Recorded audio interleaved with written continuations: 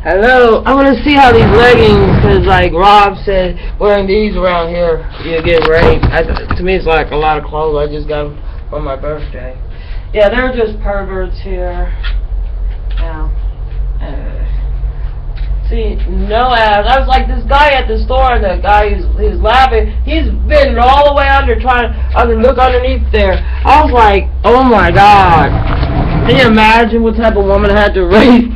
I don't know what's the name, but Jerry got mad when I'm like, it takes a certain type of person to raise, you know. I mean, I can't imagine these guys going to like to adult beach, you know, or a new beach rather. I can't see them doing anything like that, because if they think every time. Anyway, that's getting back to my point about mental illness.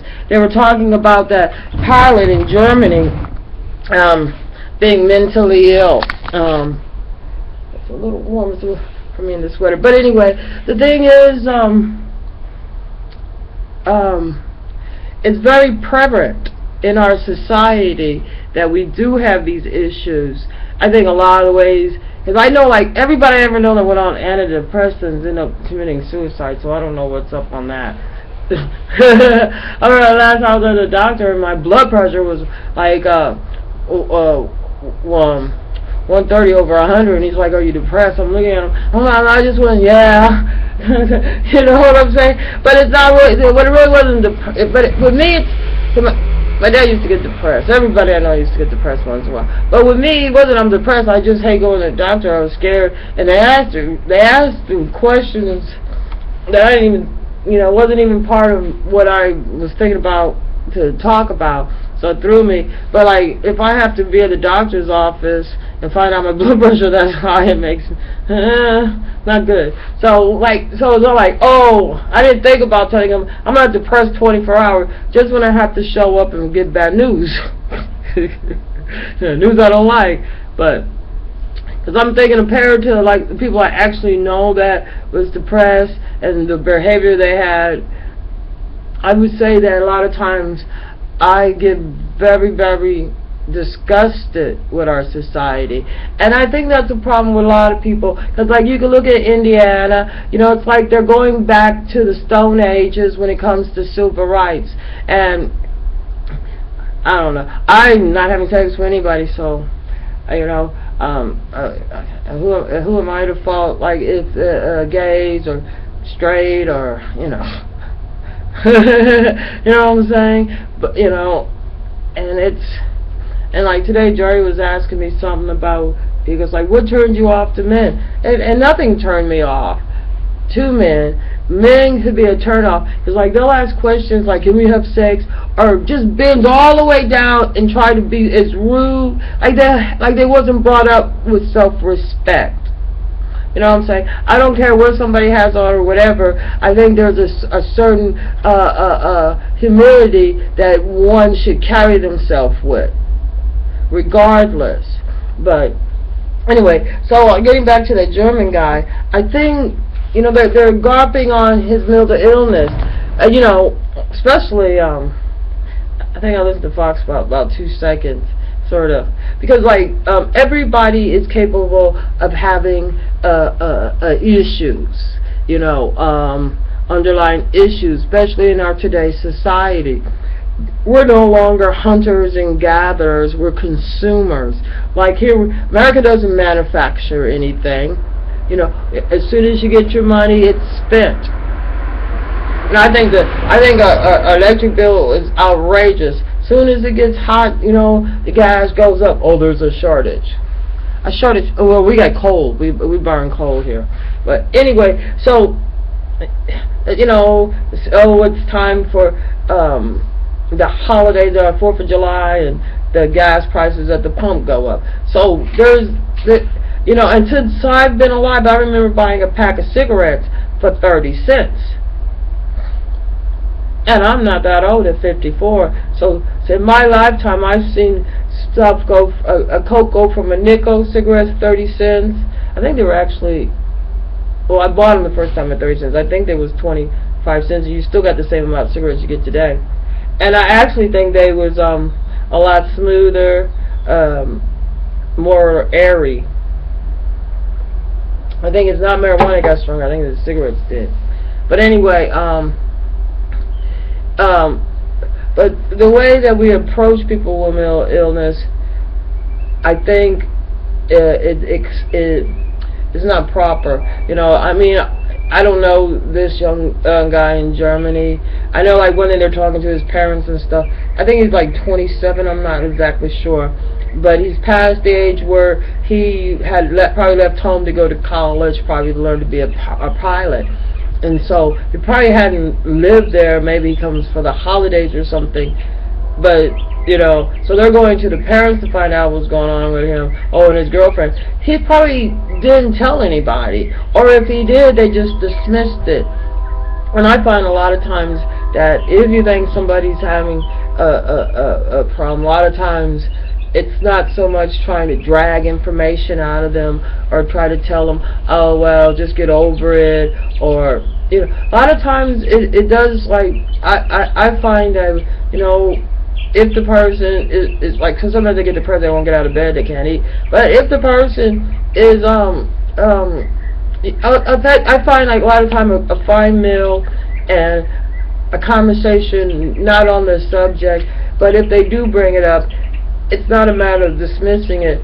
Sometimes, and it's not a matter of you solving it, but sometimes you could. The best thing is to give them an example of that, you know, of your personal stuff, you know, because if you say, "Oh, I understand," they don't believe you. But if you're like, "Oh, you know what? I felt like that just last week." You know what I'm saying? And I'm not saying make up something, but if you truly did, you know, or, you know, it might not have been last week, it might have been a year ago, but I think we all have issues that arise with certain triggers, you know, like be it eating disorder, like over here, like they're raised to be perverts.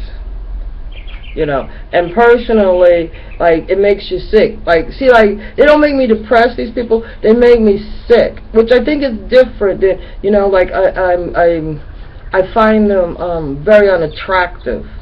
You know what I'm saying? You know, and that's when I'm like, everybody goes, oh, you're crazy, you know, you know, because, like, Jerry's like, he said something like, oh, so what can we fuck? I'm like, in my mind, I'm like, hell no, you can't ask no better. I'm like, well, why don't you go find somebody that bleeds? And Jerry's halfway just being crazy anyway, just to aggravate me. I went over to get through. I know Jerry. Yeah, and that's another thing. Don't do shit that you know is going to aggravate somebody, you know. Especially if you know what I'm saying. Because you don't know, you know what I'm saying. Because that's what happens with bullies, people that get bullied. You don't know, you know, what's going to trigger this person. You know, there's always the nice person. We don't know what triggered that guy, but I probably think he couldn't wait for that guy to go to the bathroom, because there was something when they were showing, where I was listening to the transcript of what was said before the crash, and when he said something about, oh, you didn't go to the bathroom, so he was probably planning this. I don't know why they don't have some way, emergency way that, you know, we don't have to know about as passengers for them to get into a cockpit. But our solutions lots of times causes greater problems. Like, I'm not gonna fly, and it has nothing to do with the German guy or nothing else. It's just that I feel very uncomfortable going in the airport, and it makes me crazy. So, and it's only because I hate flying. I hate everything about it. I don't like people to touch me. You know, I get. Only time I ever get really have somebody like, well, like Jerry, like today, he's like, give me a hug, you know, and he hugged me, and I was like, ugh. It's like, that's what you need. No, people, you know, people know. But anyway, but I don't want to be touched. I mean,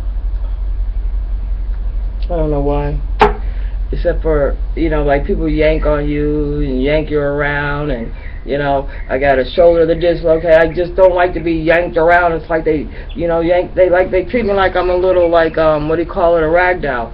But anyway, my point is about mental illness is that it's prevalent in our society. There's something really wrong with our society to where that we have so many shootings. It's always about some illness, and you know, I'm not really hearing the who, what, where, why, and how, and a lot of these news stories, you know.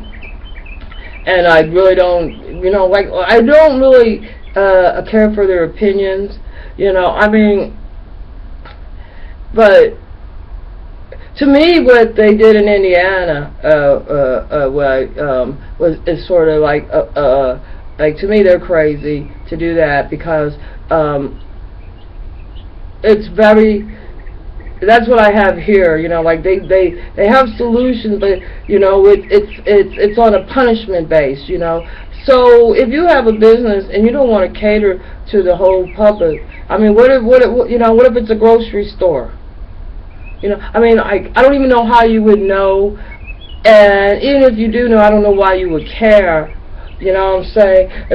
Because like if I see all type of people, all walks of life, and you know, I see them. I don't have to deal with them. Even when I, you know, was working, you know, I find that those are the ones you really, you know, if you don't want them there, you really, you know, go out of your way to help them, get them, you know, out, you know, in a pleasant way, you know. But I never really cared about who I was taking money from for a product. I just, you know. But I think that the GOP is not representing in our society, and I think the same way that a lot of our issues are, is that we're not being representative. Maybe that young pilot wasn't being represented on his issues that he needed. You know, maybe we don't know how, but it sounded like he had went to a doctor and they knew there was a problem. That's why they probably put him on antidepressants. They knew there was a problem. We have to have better solutions than getting pills, because the pills don't work. I'm here to tell you, they just don't. You know, if you're depressed because your house is getting foreclosed on, you can take all the pills you want. The only thing most you can do is end up ODing. It's not going to solve the initial problem. And I think that is our problem now, is that we're not solving the real issue. We're not even trying to. What we're trying to do is make money off of problems. This is a new way to make money. You know, I'm sure they're going to come up with some new security, special stuff, whatever that's going to cost thousands of dollars to put in a plane. When I think we could just use some common sense, a little courtesy, and try not to stay in your lane. You know, but I think things are going to get worse before they get better, because look at the type of politics that we have with the GOP, where these Republicans are not representing the whole community as a whole. And what happens? They go to that, where is that place in Maine, Fort Meade? You know what I'm saying? Stuff like that rouse these people up.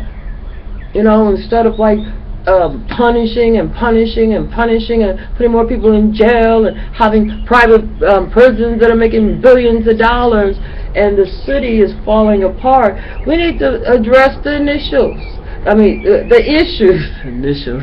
We need to address the issues, and that's not being done. You know, we're listening to people like on the television that I don't think they ever stepped a day in a medical field. Some of them, you know, those journalists. And if they did, they're journalists now. You know, there's always a few exceptions, but I know for a fact that if you can't have a few minutes one-on-one, you know what I'm saying? And I don't mean you have to talk and, you know, like, oh, why you do this? Why you do that? That's the worst thing. Why? Because then the person thinks this person has the mentality of a 2-year-old, which will really set them off and get mad, because, you know, 2-year-olds always go, why? So, you know, a lot of times, a fine meal, and make sure they're, you know, like, comfortable, and even sometimes I'm not saying get drunk, but 1 or 2 cocktails sometimes can really if they're alcoholic. But like you know, something to a nice sociable drink, not with a whole bunch of people there, but you know, one-on-one, and it's really it's a hard thing to address, and doctors and nurses and such do have a good opportunity to speak to a person one-on-one. But I know for myself, they ask all the wrong crazy questions, and a lot of times I just tell them anything, because I think that's, I don't know why I do, I think that's what they want to hear. You know, the doctors, you know, it's got your life in your hands. It's like a God. And then you're like, you're not so much of God. Slow down. And then, like, you know, and then, like, I get more comfortable, I mean, with a human. But you always have that anxiety. And I always have the anxiety my blood pressure is going to be up, in which, you know, they say brings your blood pressure up. So I think we can tackle our initial issues. I think it has a lot to do with us being a capitalist society, and a lot of us feel that we're trapped in paying all this money back, and it feels like a form of slavery, you know. And then with people like in Indiana, you know what I'm saying? Because who's to say they don't have to just pick on gays? They can pick on anybody. What if this person don't like black females, or maybe they don't like somebody with a polka dot hat, or maybe they don't like pink shoes with with a bow or something. I did go out of my way to dress today. Thank you. Anyway, I think we can address mental illness. And I think we have to, but I think again it stems back to